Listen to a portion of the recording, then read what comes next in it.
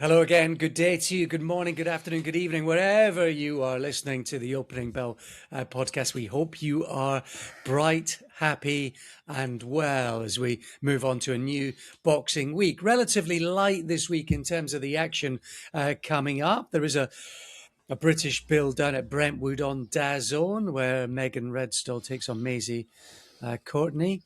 So there's some action there. A guy called Taiwo Masuro and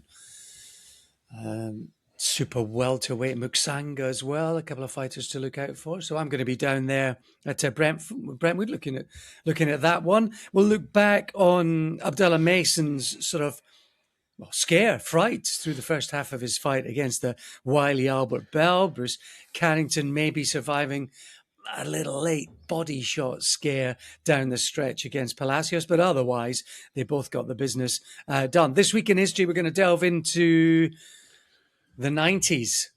And on a night when Lennox Lewis beat Mike Weaver, we're going to talk about Tony the Tiger Lopez beating Lupe Gutierrez. That's a tasty little fight from back in the day. Plus all the news lines where the heavyweights dominate, which will keep Matt Christie happy. How are you, pal? I'm not the best this week, Alex. I don't know what it is. Something's happened overnight, and I've spent a lot of time in the toilet. But I'm doing my best to hold it together. What a soldier! I know, an absolute warrior of the ages. What a soldier! What a soldier! What a soldier! Yeah, I'm good. Pepped up. I went to that Sasha Digweed gig at Toft Manor again, which they did for the first time last year. Beautiful kind of country estate in Bedfordshire. Really good vibe. Weather was sensational again. So that's 2 years running where they've been blessed by the weather and just good vibes. Yeah, so I'm kind of high on the house music vibe. I'm on the life vibe. I'm good. Yeah, you look all sun-kissed and well.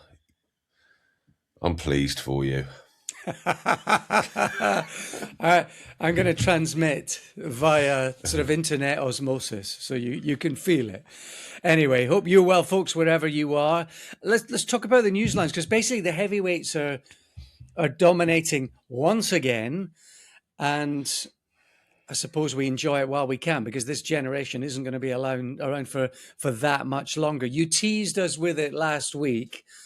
That is Tyson Fury's opponent, a venue that'll be exotic, an opponent who absolutely is not. And that's exactly the case in 46-year-old Mariusz Wach.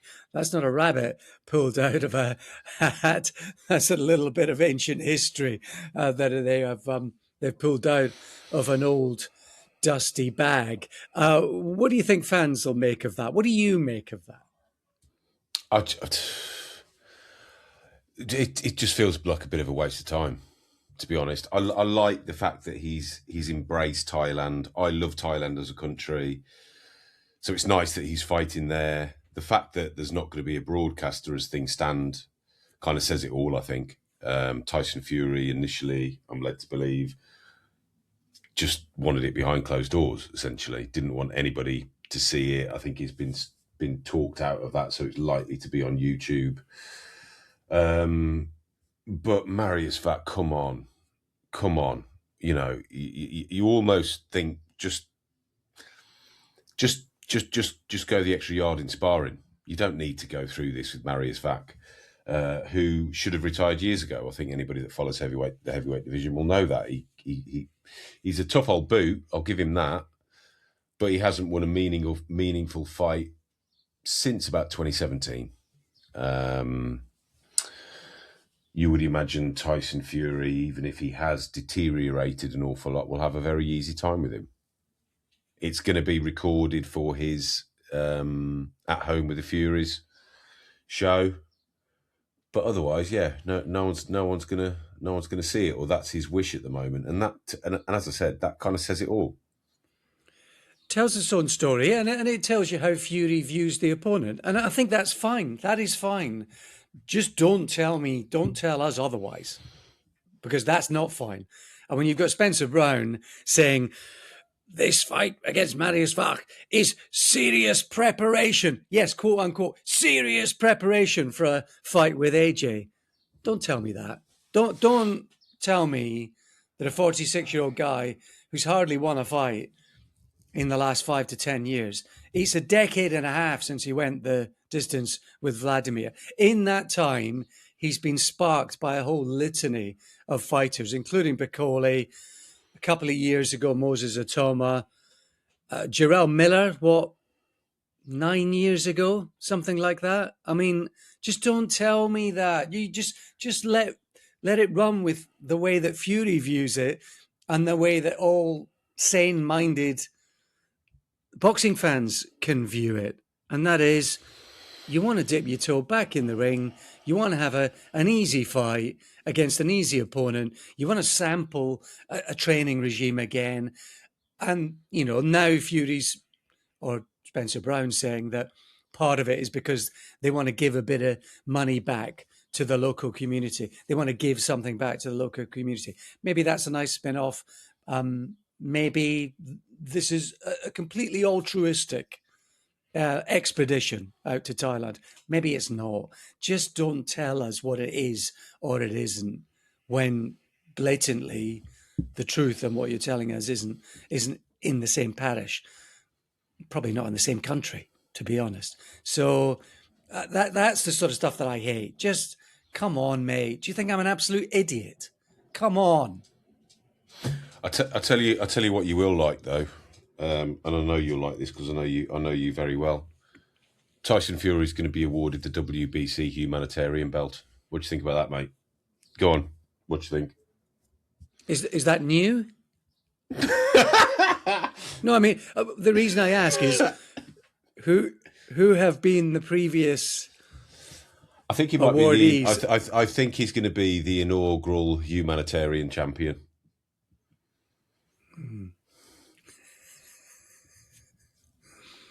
Okay. Well, listen, they are going to give some money back to charity out in Thailand.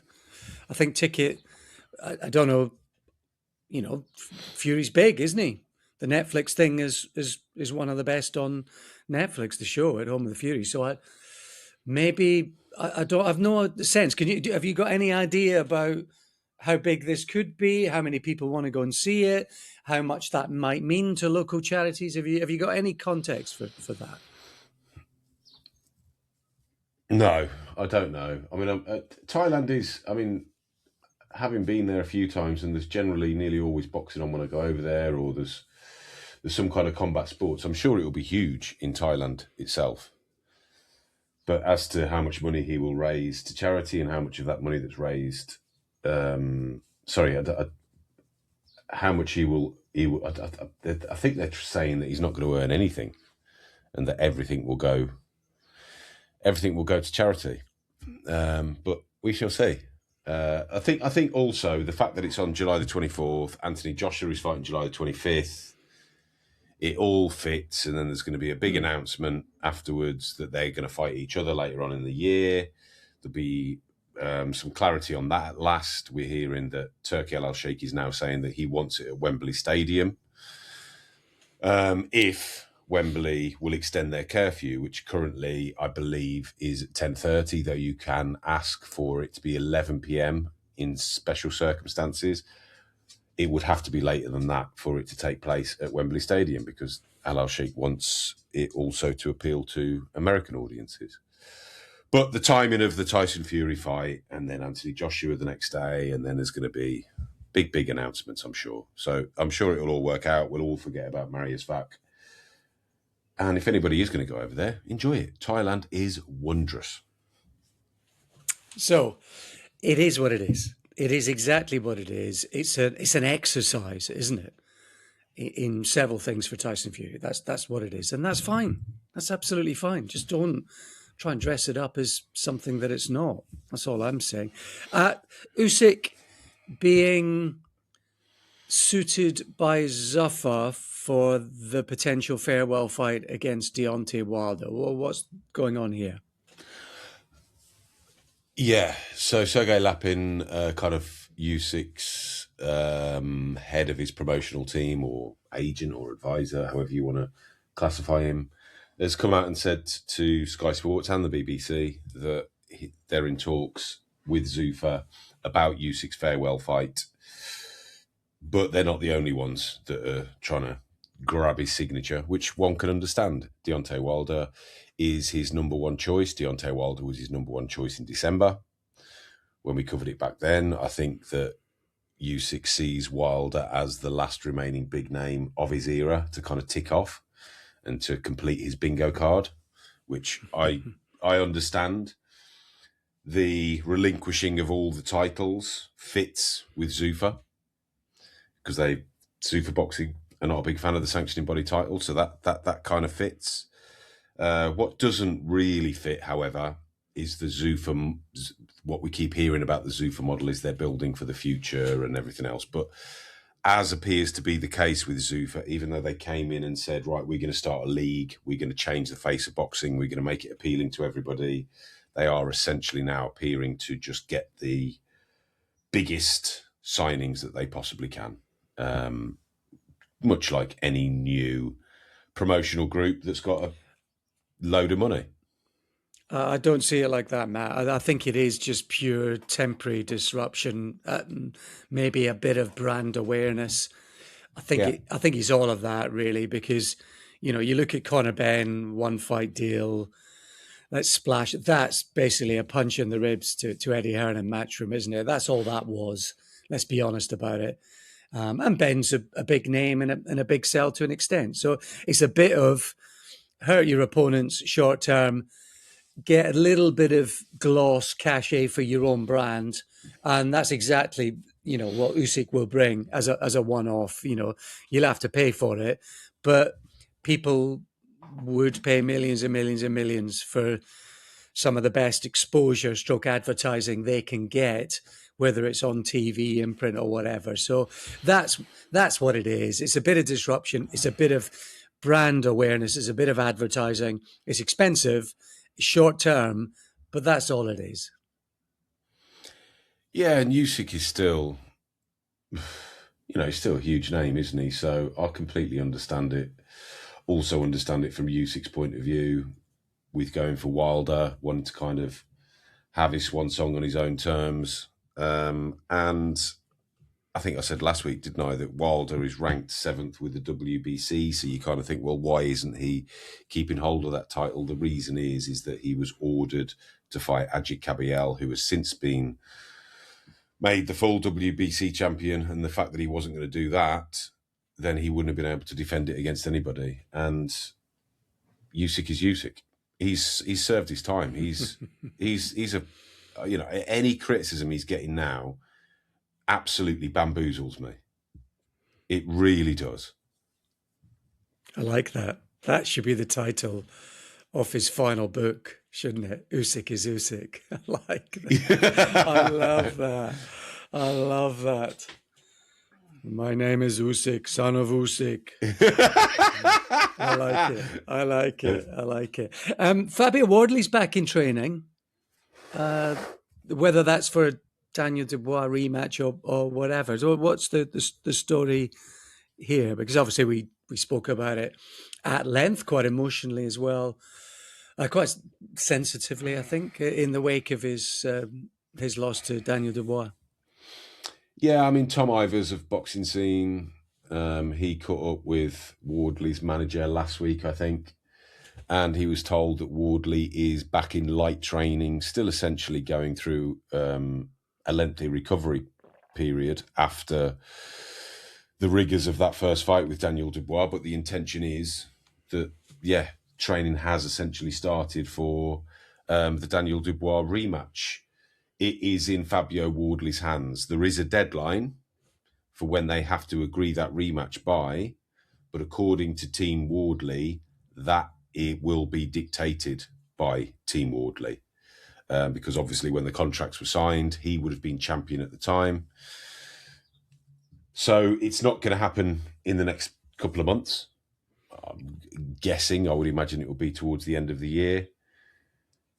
Wardley very confident, thinks he made some mistakes, can recognise the mistakes he made in the first one, will rectify those, and he's gonna beat Daniel Dubois in the rematch, is what he's saying. I think, I made my feelings quite clear on it at the time.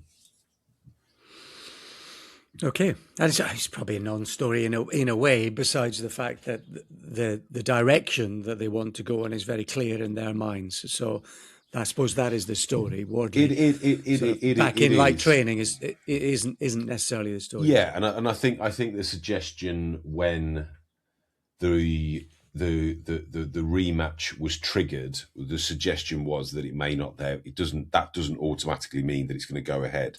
However, we were maybe a month or so along from when he triggered the rematch. In fact, 2 months along, and the plan still is to have that rematch.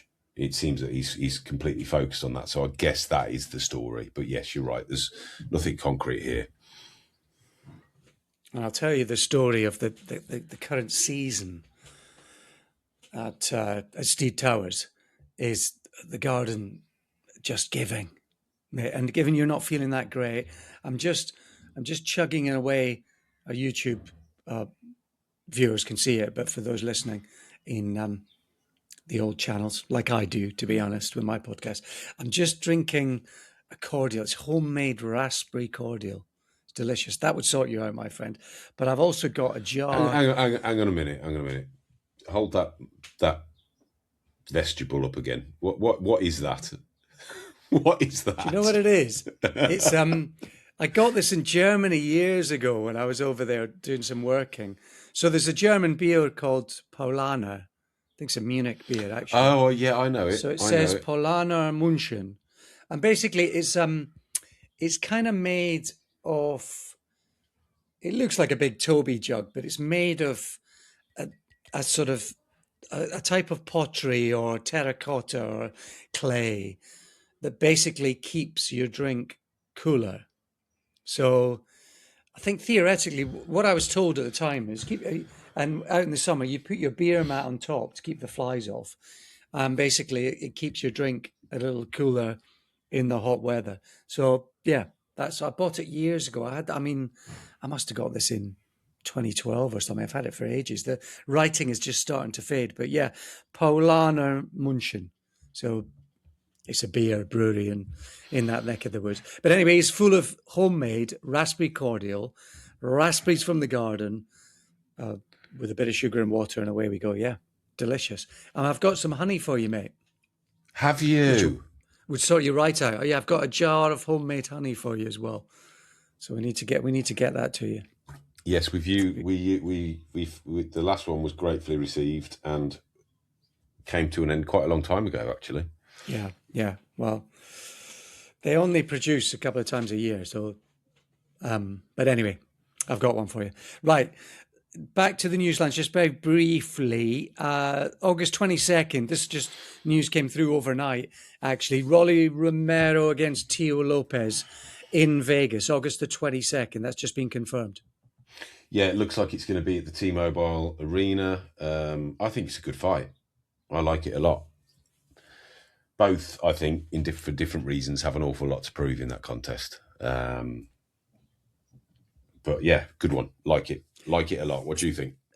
Well, my thoughts are always a little closer to home. I think Jack Catterall will be peeved because he's been poking and stewing and nudging Romero on Twitter, hasn't he, for the last, 6 months at least. So he'll be a bit peeved about that. He's desperate to get a big fight. He is, and you know what? I just fear for Jack Catterall. He's kind of almost, I don't know. He's kind of exceptionally high risk and low reward. And I know it's a cliche, but I think Jack Catterall really sums that up to a T. He's been chasing Devin Haney. He's been chasing Rowley. None of them really want to know, do they? And you just think that Catterall's getting on. He's getting older. He really needs to snare that big fight in the next 12 months if he's going to get it. And I think it's going to take some exceptional promotional work for it to happen. Yeah, you sort of fancy he's going to be left at the station Well, the bus of the train just keeps going by. Yeah, but listen, he's made a few quid, hasn't he? Cattle one way or another. You know, the step aside money way back when, and he has made a few quid, but he's not necessarily had that big world title fight, or maybe the big fight that he's been pushing for. So we'll see how that plays out.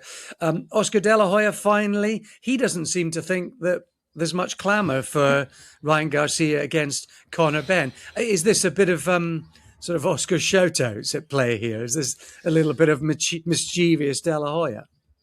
Gosh, Oscar De La Hoya and his social media addresses are just a treat to behold. I'm not sure if he was sober when he made the latest one. I know he's glugging on a can of Budweiser at the end of it. But he essentially is saying that he hasn't been approached to make the Conor Benn fight for Ryan Garcia. He remains Ryan Garcia's promoter, even though it appears that they've been at each other's throats for as long as I can remember. Garcia signed a 2-fight deal essentially with Turki Al-Sheikh and Sella, of which they have had one fight, so there is one to go. But Garcia also obviously has ties to Golden Boy. He has ties to DAZN. And if he's going to fight Conor Benn, then that will be a contest that they will want to put on Paramount Plus. So I think Oscar De La Hoya is just feeling a little bit left out of things. There was also that Peace Summit last week, wasn't there? Where there was Queensberry, Matchroom, Spencer Brown of Gold Star, representatives from DAZN. Nick Khan from Zuffa was there or thereabouts, even though he wasn't in the photo. So do we know if he was even in the same room? Who knows? Who cares? But Oscar De La Hoya was also talking about saying, well, hang on a minute. If you're gonna have all of these promoters together, why am I not there? Why is Al Heyman not there? Why is Bob Arum not there? And in the meantime, they're attempting to get on with it on their own over in America. And there does seem to be, and this is from speaking to people in America as well, that are quite influential in the boxing industry, is that they're just a little bit like, you don't do it this way. You don't disrespect us like this. We will do it our own way if you're going to continue to appear to not give a shit about us. So, yeah, politics, boxing, yada, yada, yada. Any sense, any leaked news that what went on last week is going to have any immediate, short, midterm effect? Any structural change in the sport? Any harmonization at all in those egotistical relationships? I don't know. I mean, I've put in a couple of calls. No one's really telling me anything. I sense, yeah. I mean, my impression is that nobody was particularly delighted to be there, but they have to, because Turki Al-Sheikh is responsible for people making an awful lot of money in boxing at the moment. Big thanks to Apple Plus and Patreon subscribers, and to NAS Medical, our sponsors. Without you all, we couldn't bring you the pod each and every week. So thanks to you for that. NAS Medical, they're the leading independent experts in ringside medical care.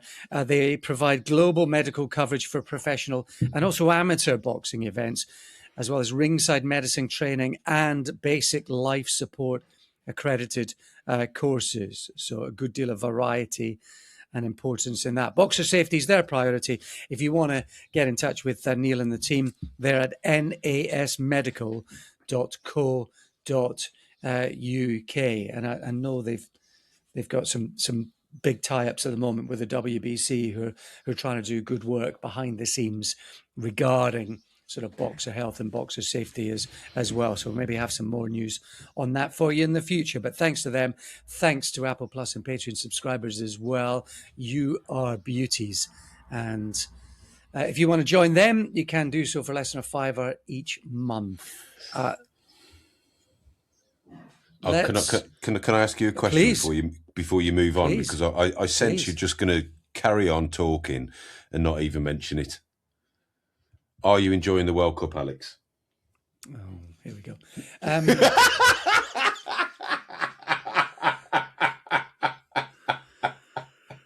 Here we go.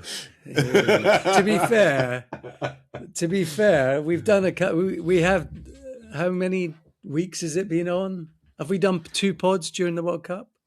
To be fair, anyway, at least, and you haven't even mentioned it once. Yeah. Well, yeah. I mean, there may be obvious reasons for that, but you're a happy bunny anyway, which is the most important thing. Yeah, I am. I am a happy bunny. I think the last 16 match with Mexico was very, very special. It had the feel of a final, and whatever happens from here on in is all gravy, because that was genuinely magical. Oh, good. Do you stay up to watch it? I went to sleep first, set the alarm. My alarm was on silent. Woke up naturally at 1:45 a.m. thinking, oh, you idiot, you've missed the first half. And the kickoff was delayed by an hour. So I essentially sat there and watched it from the start. Yeah, it was wonderful. Perfect. Struggled to go back to sleep afterwards. Oh, yeah. Like, listen, I'm watching games that are at reasonable times live. But, yeah, I would say it's probably the least I've watched the World Cup. But I'm catching up with all the stuff on iPlayer and so on and so forth. But actual live matches, yeah, because of the timings and stuff, yeah, I'm sort of, it's passing me by most of it. But yeah, it did the Scotland fans enjoying themselves out there did take me back to, because I went as a very young man. I went as to the 1990 World Cup in Italy. And did you? Yeah, and it was it is a hell of an experience. It really, it's why all of the politics, the FIFA, the stuff with Trump getting involved now, and that American red card getting rescinded. I mean, that is just geopolitics at its worst, isn't it? I mean, all of the stuff that's going on in the world right now, that is it exactly at its core. So, but the fans, you know, I think you'll hear from England fans who, you know, get all the watch yourself in Mexico and all of that, and I'm sure they've had a great experience where they've been treated really, really well, and that's what the World Cup's all about. And having been there, sampled it, it is an absolute festival of football fandom more than it is of football itself. The World Cup's about the fans, and if you get a chance to go and experience that, it is absolutely magical. So it did remind me of that experience, which is the absolute antidote to the absolute horseshit that world football has become these days. It has. The money, the politics. I mean, yeah. And that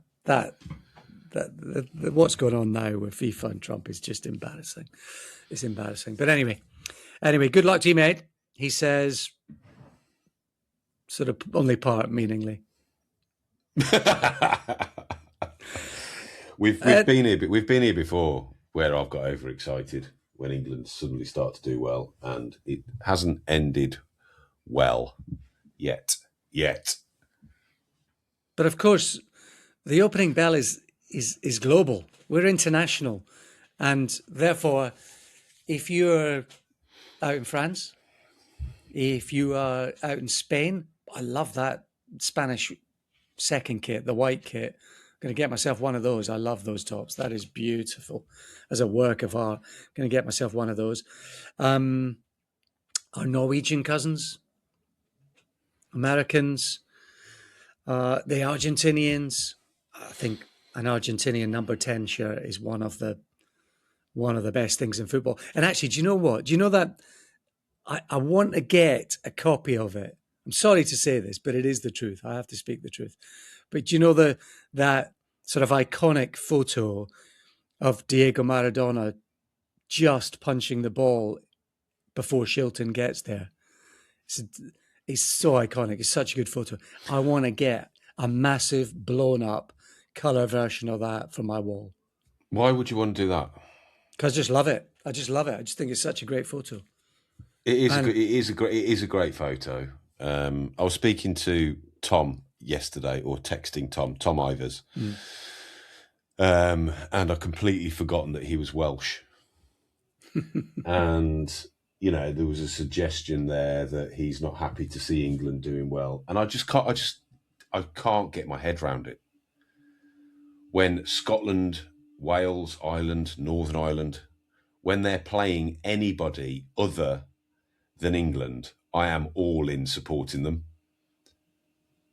And it's so weird to me that the opposite is true of those nations when England are playing. Yeah, well, anyway, we're not going to get into a history lesson here today, folks, not even boxing history. But I wonder in 10, 20 years how boxing history will reflect on Abdullah Mason. He's only 22 and probably had the sternest test of his boxing career today, Matt, at the weekend against Albert Bell, the 33-year-old veteran who never lost and had a tactic and some techniques that pose problems for and ask questions of Abdullah Mason for a good portion of that fight until Mason found an answer, found some answers, and was able to do what he does, kind of like a young, energetic version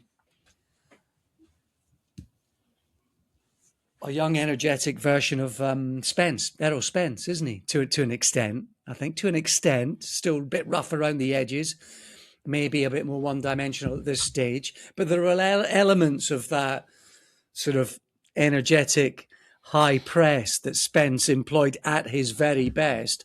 There's a little element of that, unrefined, still work to be done with Mason, but he's got a little bit of that as his game, hasn't he? And he found a way, crucially. He did find a way, and let's not forget, you know, Albert Bell, I think he had, about 10 days, 2 weeks notice. So for both of them, it wouldn't have been the standard build-up where you're studying your opponent, you're training for your opponent. I thought Albert Bell, during the first 6 rounds in particular, was excellent. I can't remember who it was who was saying, there was someone well-known in America beforehand saying this is going to be a very, very difficult fight for Abdullah Mason. And I think they stopped short of picking Albert Bell to win it. But after 6 rounds, I would imagine the majority of people would be thinking that Albert Bell would go on to win it. And I think that because of that, what then transpired in the second half is one of the most impressive performances of the year. He was in with a really good opponent. He had lost a huge proportion of the first 6 rounds, maybe all 6. I've seen some people have said. Don't think it was quite that wide, but it wasn't far off. Yet he found a way to win, and he got back in it, and he made the adjustments, another cliche, but he did. And to do that at his age, I think says an awful lot about him. I'm not going to sit here and say he's one of the best fighters pound for pound at the moment, but to be able to turn a fight round like that is a quality that not many fighters have. Even some fighters that we would now declare the greatest in history, if they were losing their way, they would lose the fight. But he turned it around, and kudos to him for that. It's the hallmark of a real star and a champion, isn't it?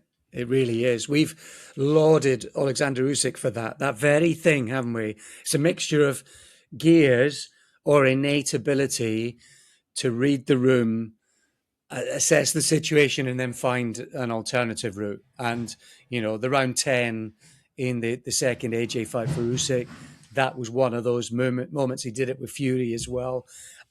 That is a class characteristic. And it looks like Mason might have a bit of that in him. We should say, for context and fairness, it could also have been that, you know, Albert Bell, maybe 3 weeks, 2-3 weeks off his prime. He was in training for a fight against Andy Cruz, so he was there or getting there, but he might just have been 2-3 weeks off absolute peak.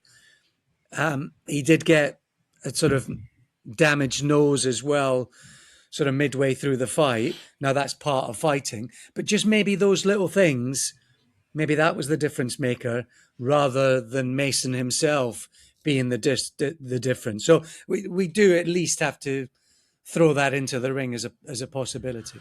Yeah, you have to mention that. He was supposed to fight Andy Cruz on July the 18th, so you're right to say that, which would have been 2 weeks after this. But the fact that he was on weight and performed the way he did would suggest that he's one of those kind of fighters, and I've heard this from people over in America, that he is one of those fighters that is essentially always in shape. He's always ready. The other thing I've got to mention, what a beard he's got. What an incredible beard Albert Bell has. And it did make me think, actually, because I know there's been a few times, and I couldn't think of any instances off the top of my head, but there's definitely been times where fighters have been asked to shave their beard. But obviously that wasn't the case in Cleveland. He didn't have to do that, but it was a heck of a thick beard, wasn't it? They mentioned it in commentary, actually, because he has been asked before, but because well, first of all, they know each other, they share the same religion, and so there was a bit of that as well. So there's a lot of respect and understanding, maybe cultural sensitivity there, and that's why Mason absolutely didn't go there. But I wonder if maybe someone else might have, and it's kind of in there as a possibility anyway, isn't it? That we've seen that in this country. I think with Fury once upon a time, didn't we? Fury came to mind. I'm not sure whether he was asked to trim his whiskers, but I thought it was a really good fight. I thought it was not kind of edge of your seat fight, but there was so much to appreciate, and the fact that Mason came out on top at his age, as I say, we should be paying an awful lot of attention to this young man and see what happens next. Yeah. And do you think that comparison to Errol Spence stylistically, is that a fair one? Yeah, it does. It is fair. It's easy to forget now how good Errol Spence was in his younger days. Errol Spence actually was briefly in the news last week because he left Tim Tszyu hanging. Tim Tszyu was in I think it was the Fox studios over in Australia, and he was supposed to do a online face-to-face with Errol Spence. Tim Tszyu was in the studio for an hour. Errol Spence didn't even show.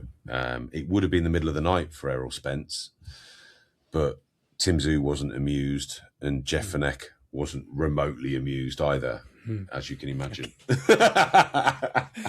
You can just imagine. You can imagine the length of Fenech's string. Being as short as you want on occasion. You can imagine it, can't you? Yeah, he got his tactics bang on, Albert Bell. Really good footwork, great judgment of distance. And every time Mason, that was the key to the fight, was Mason's feet closing the gap, wasn't it? That was the absolute key to the fight. And he was able to do it.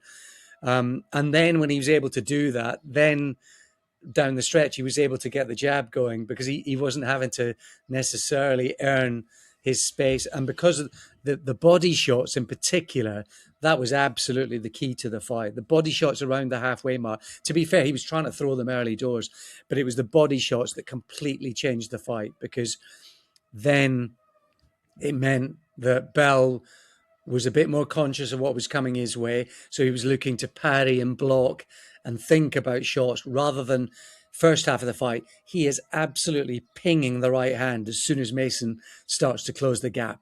As soon as he gets his front foot forward, ping, ping, ping. Fast, sharp, spearing, lead right hand. So tactics were bang on from both sides. Bell, first half of the fight, and then the body work from Mason, which then allowed him to close the gap and get the jab working in the second half of the fight. And then he was able to land the heavier shot. So really, really good all round, as you say. It was a quality fight. Less than quality I think, intervention from the ref late on, Mark Nelson, would you say?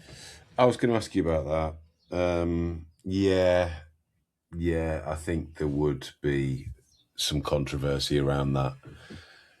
And you couldn't help but feel sorry for Albert Bell. And it was the first knockdown, and it's when he got up and he looked over at Mason, and there was just the realisation that he had been winning the fight and he was about to lose it. And it was all over Bell's face. But the stoppage was a curious one. What did you make of it? Yeah, I just think I mean, listen, the referee's so close, so maybe he is seeing something that isn't quite as obvious from the TV, and he's looking at a different picture essentially. So maybe that was at play. The reason I don't think it was is that I think for a referee, I think you have to go through sequences and go through certain motions, and you go through certain rituals. You've got a framework, and I think if you're a referee and there's been a knockdown, it has to be you're watching the fighter get back to the feet, you're monitoring that, then you're going to have a look straight into their face and their eyes, then you're going to make a decision based on those factors. Where you are in the fight, what the scorecards are totally irrelevant. I think we have to just knock those out of the park. But I don't think he went through those basic sequences. He didn't spend enough time to look and see how that fighter was. He didn't give any time as a consideration for that, and therefore it's a mistake for me. It's just a flat out mistake. Spur of the moment, wasn't it? Yeah, he's 2 quick knockdowns, hands done, and instead of judging that on its merits and giving him a chance to at least see if he'd regrouped and how he appeared. He didn't give him that chance. He didn't take that opportunity. So I think it's a mistake. Yeah. We should add that it wouldn't have made any difference to the outcome. Essentially, Albert Bell was losing on all 3 scorecards. I think some people thought that Bell was leading going into the last round. But the official scorecards, I think he was down 3 points on one and 4 or 5 on the other 2. So it wouldn't have made any difference. But at the same time, you know, that the referee wasn't to know that, Albert Bell wasn't to know that, and Abdullah Mason wasn't to know that. Well, that's the interesting thing. Yeah, I mean, I think Chris Mannix's scorecard was a bit wide towards Albert Bell. I think they've overplayed that a little bit, and that's partly because he's late sub, surprising, probably. Yeah. There's an element of that again at play. But there were quite a few squeaky rounds in the first half dozen, even although Bell was probably controlling the pattern of play. One interesting thing that you just touched on there is that Mason was told by his corner that he was losing and he needed to go for it. Now, in many ways, I think that's good corner work, isn't it? I think that's the kind of psychological play that we've seen and lauded before historically from some of the great trainers. So I think it's good corner work. The way Mason was surprised and reacted at the end of the fight in the interview about the way the corner had handled that, almost the fact that they were misleading him rather than trying to psychologically help him, that is an interesting dynamic, because corner work's all about trust, Matt, isn't it? And if a fighter feels that he can't trust his corner to call it as it is, which I think would be unfair on them in this regard. I think that the way they engineered that, I'm absolutely fine with that. But it sounded like in the interview afterwards, Mason was kind of questioning that approach, which I think is quite interesting and fascinating, isn't it, in terms of how that dynamic works going forward, if it at all is a thing. Yeah, I mean, it was interesting to hear him kind of say it in that way, whereas my point of view is exactly the same as yours. I thought it was exceptional corner work, and it did the job, didn't it? It did the job.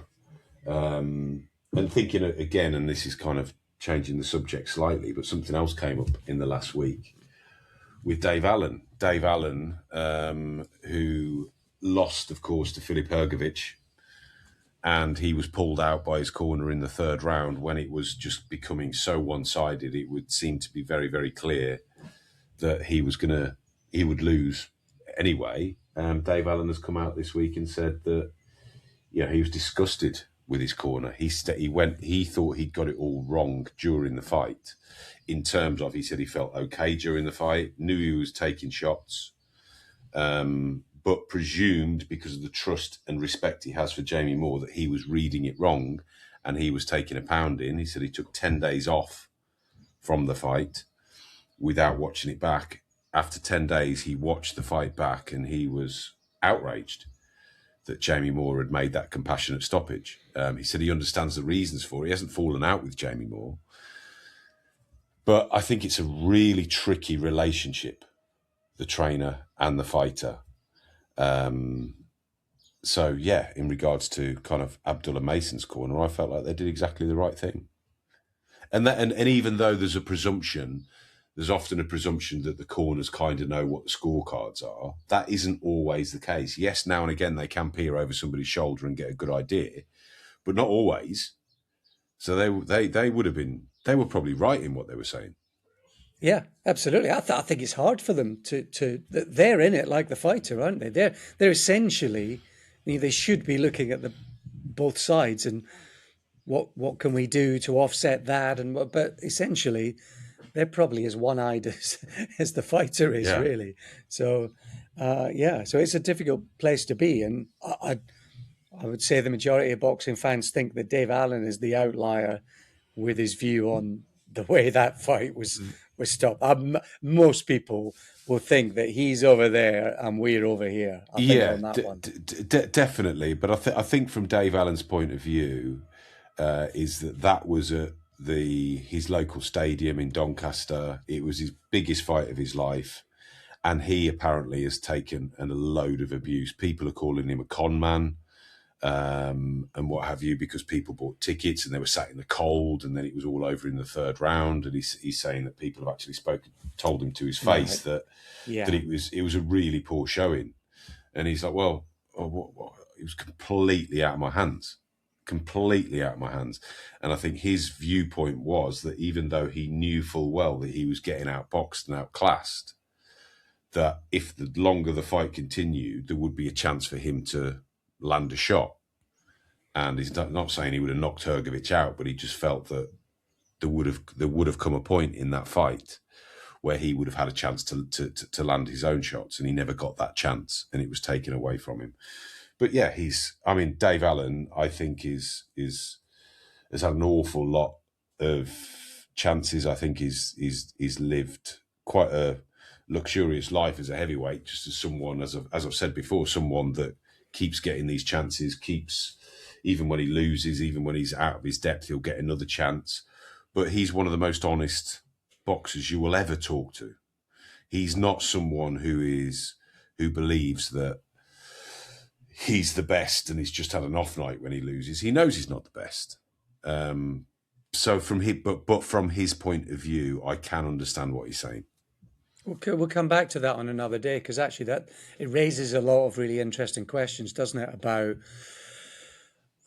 who are the fans who are going to watch Dave Allen in this instance, in this example, what it is that they expect from going to see him against Filip Hrgović, what it is that they're being promoted and told they're going to see, and therefore what unfolds on the night in terms of expectation versus fairness and objectivity. So there's a load of issues there that raises some interesting questions. So we'll come back to that on another day. Just finally on Abdullah Mason, August 1st in Vegas is going to be a big weekend for the lightweight division, isn't it? But because you've got Ray Muratella against Conceição. Yeah, Conceição getting another go, but you can understand why, as Muratella defends his IBF title for the first time. I mean, he's only lost to Shakur, Shaki, Foster and Valdez. So he's got a tremendous resume. So Conceição in against Muratella on August 1st in Vegas. And on the same bill, Lamont Roach and William Zepeda are going to go at it for the vacant WBC title. So that's all going to take shape. And Mason is right in the mix with all of those names, Matt. He is. See, I think it's a cracking weight class at the moment.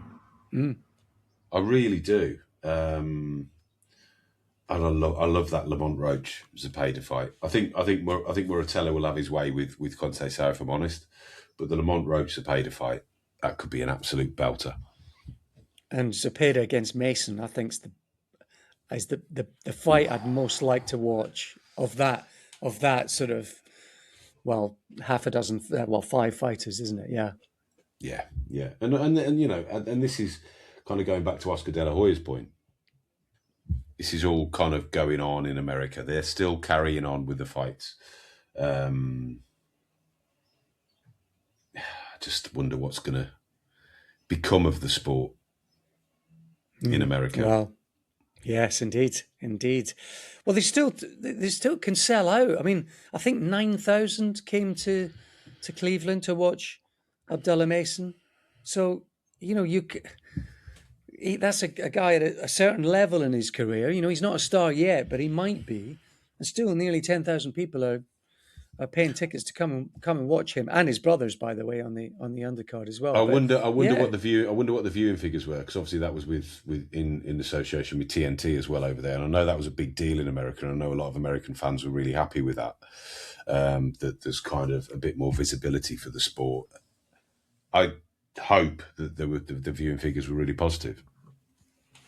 Okay, and Bruce Carrington defending his featherweight. He only had he cantered, didn't he, past Rennie Palacios, but he was hurt. Left hook to the body in the 11th round, and then in 12 he was under a bit of pressure. So it was a late scare, but otherwise it was a canter. And he'll have his eyes on some of the other fighters around there. We've not seen Angelo Leo in a year, have we? He's been out for a while. And you've got Rafa Espinosa, the Mexican, who's got the WBO belt. He's defended that a few times. Yeah, there's been a few problems behind the scene for Angelo Leo. So I'm led to believe that there will be an announcement soon with him, though. Okay. Da, da, da. Next up, folks, it's This Week. And this week, we take you back to the 12th of July, 1991. It's at Caesars in Tahoe, so right on the Nevada-California border. And it was a California derby, really, between Sacramento's Tony Lopez and San Jose's Lupe Gutierrez. Lopez, the IBF champion, at Super Feather, defending his title for the 3rd time. Paint the picture for us in this one, Matt. Well, you've got the right fight, have you? Actually, you've just reminded me. I was going to pretend that I hadn't. I was going to pretend that I'd watched Tony Lopez versus Brian Mitchell. Yeah, I did get the right one this week. How can you paint a picture of a Tony Lopez fight without describing his glorious hair? If anybody, I'm sure people remember, but just think of like Billy Ray Cyrus, for example. And Tony Lopez, there's a little featurette beforehand of him talking about how he just lives every minute of his life to the fullest, bungee jumping, all sorts. Speedboating. You just imagine he was just slightly unhinged, like all boxers tend to be. And yeah, Tony the Tiger Lopez, exceptional fighter. He was in his 2nd reign as the IBF Super Featherweight champion. He's coming off a draw against the exceptional South African Brian Mitchell. Lupe Gutierrez, kind of what you would classify as a perennial contender, kind of hanging around, getting the odd title shot, never getting over the line, regarded to take a few too many shots, a bit trigger happy without enough care, really, would sum up Lupe Gutierrez. 28 years old, Lupe Gutierrez, looks about 47, which is... So that's what I'd written down, yeah, absolutely. Yeah. Veteran Lupe Gutierrez, yeah. Yeah, because while I was watching it, and I was watching some of the stuff beforehand as well, and there's clips of him beforehand where his receding hairline is very visible, shall we say. And in some of the fights beforehand, he's doing the whole let his receding hair grow, and it kind of has the opposite effect. It looks worse. And I Googled his date of birth, expected him to be at least 35, and to find out he was 28, I was like, wow. But a good little fighter, Lupe Gutierrez. I remember him, nicknamed Little Guns. But as his corner say to him, I think after the second or third round, you're giving him too much goddamn room to punch. And that was Lupe Gutierrez. Tony Lopez, great fight. No, should be careful. Not great fighter, but very good fighter and one of the best of his era. Indeed. And in some of the best fights of his era as well. I've jotted down his fight with Rocky Lockridge, which I think is a fight a year. That's in a couple of weeks' time. I've jotted it down, so I think we might have to do that. That is an absolute cracker. That's a cracker. So he was in some fights, Tony Lopez, but he's a class above Gutierrez, isn't he? He's too easy to hit. And that left eye of Gutierrez, even in the sort of slightly smudged digital pictures of the time, that you can see the left eye is an absolute disgrace, isn't it, for Gutierrez as the fight goes on, Matt? Well, it is. And the doctor's called in just before the fight gets stopped, and the doctor, which I found quite curious actually, where the doctor just says to him, "Can you still see?" And Gutierrez says yes, and the doctor says, "Okay, then off you go." No kind of how many fingers am I holding up or anything of that nature. Like, oh, okay, well, that's good to hear. Off you go, son. And then the stoppage follows quite quickly. Yeah, Neil and the NAS medical team listening on are absolutely looking through their fingers at that, aren't they? Yeah, but different eras. Although we did sort of speak about some of that stuff in the wake of Wardley Dubois, didn't we? Yeah. So maybe not so different eras in some ways. I mean, he came into this with a bit of a new team, didn't he? Stan Ward in, Chase Jordan as well as part of his makeup as well, who I think been involved at that time with Holyfield regarding sort of S&C. So I think he said in prep for this fight, he'd lifted weights for the very first time in his life. Interestingly, it tells you maybe how we were in a period of transition in terms of how they approached preparation in sport, full stop, but even in boxing.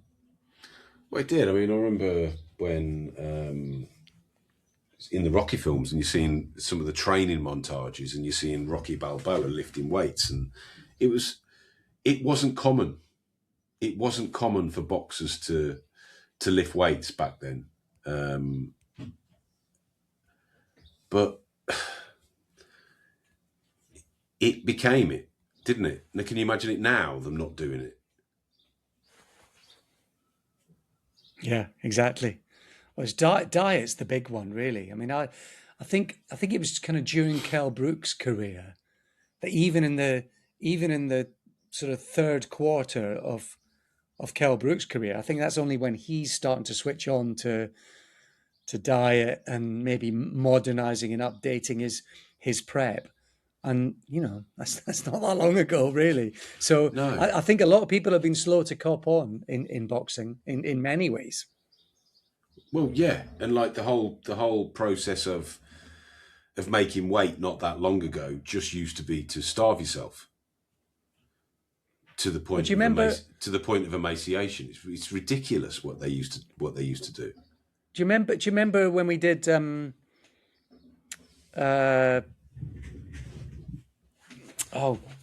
are we talking about?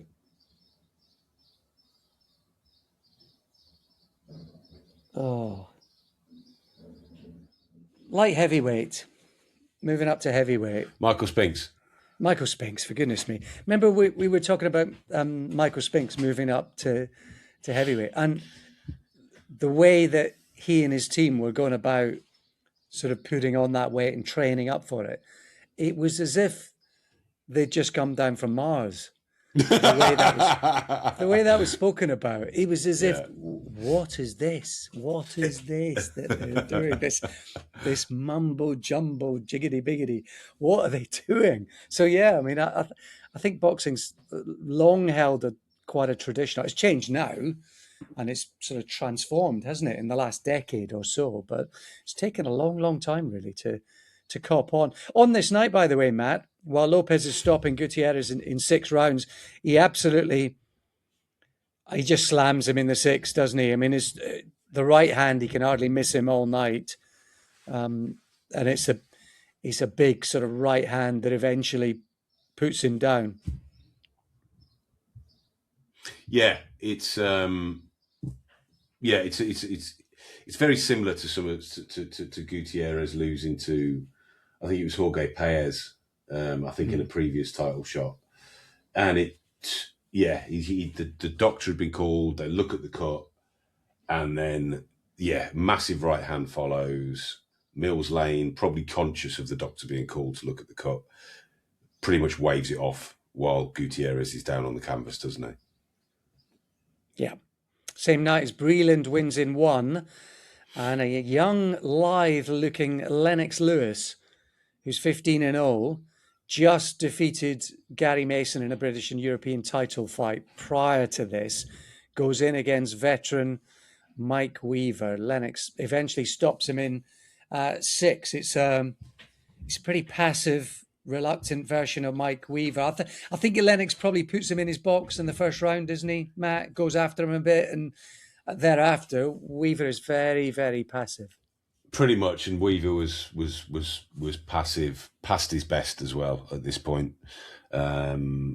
Really was being served up to up and comers. Now and again, he'd win one. I think was it James Pritchard? I remember him beating, and the South African Johnny DePluy. Forgive me if the pronunciation's wrong. It probably is. But Weaver was past his best at this point. And Lennox Lewis, I remember it. I mean, glorious setting because it's bright daylight at that point where it isn't for the main event. But Lennox Lewis did not get much credit for essentially dominating a former WBA heavyweight champion. It was his second fight, I think, in America. I think he had in his second professional fight, he fought Bruce Johnson. And then this fight with Mike Weaver, which was his 16th professional fight, was his second fight out in America. And I think people were hoping that he'd go out and put on a bit of a show against Mike Weaver. Very professional, very workmanlike, got the job done, but didn't particularly make believers out of the doubters on this night. No, and there's a little bit of that in commentary about, could he do more? Should he do more? Do the fans want to see more? Yeah, sort of early glimpse of what would become a narrative for Lennox. Perhaps a bit later on in his career stateside. And there's a couple of interesting things sort of surrounding Lennox. The interviews are really good. So as ever, the fight lasts sort of less than 20 minutes, but you got about 45, 50 of coverage with build-up and interviews. And it is often worth looking through those for time and place and maybe some little gems that you might have missed. And you get a couple of those. I mean, who trained Lennox Lewis at this time is probably a good quiz question, isn't it? It is a good quiz question. Give us the answer. John Davenport. John Davenport. Yes, and then there was how many more before Emmanuel Stewart? Who came after Davenport?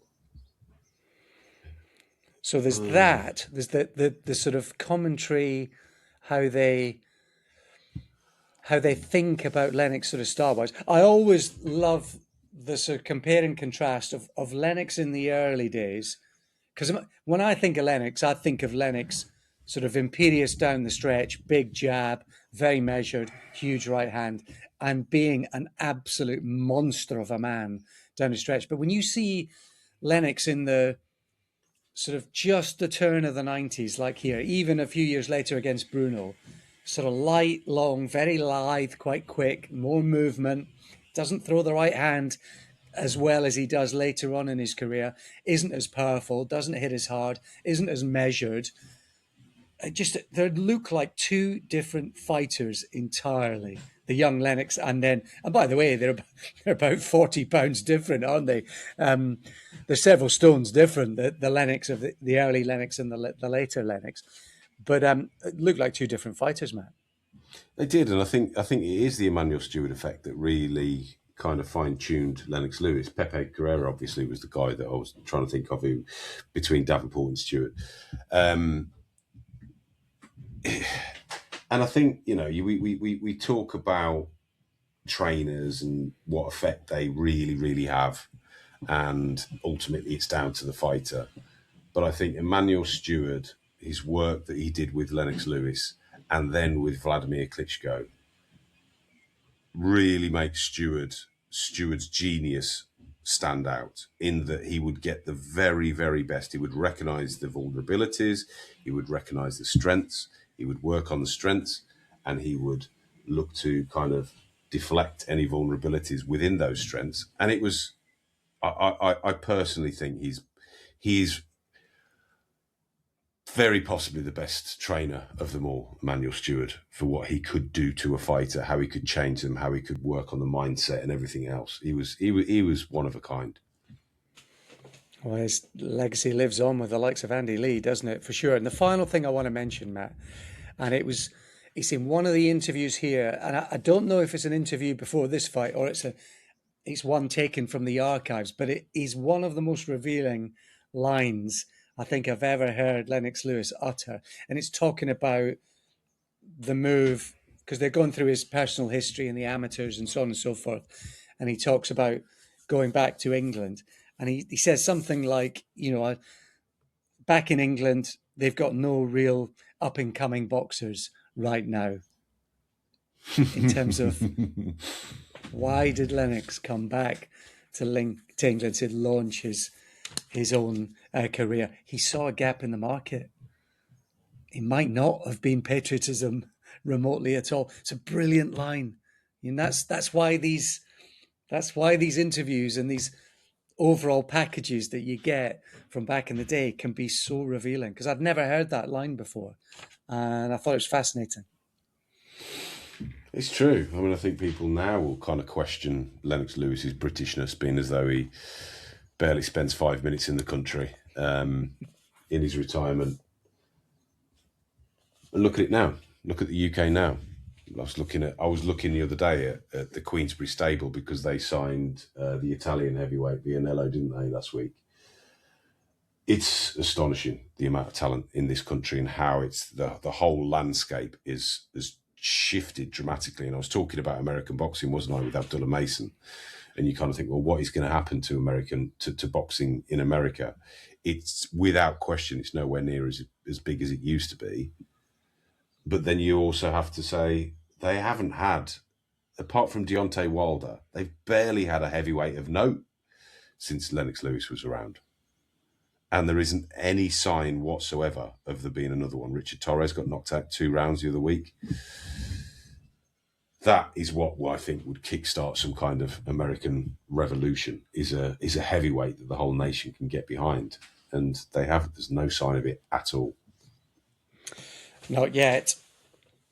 Maybe not for a while. Maybe not ever. Surely not in the land of the free. Thanks for tuning in. Thanks for your support. Tell your friends. If you can sign up to Patreon or Apple Plus, then please at least follow and subscribe on all the usual platforms at Opening Bell Pod. And we'll be back again next time. Bye for now.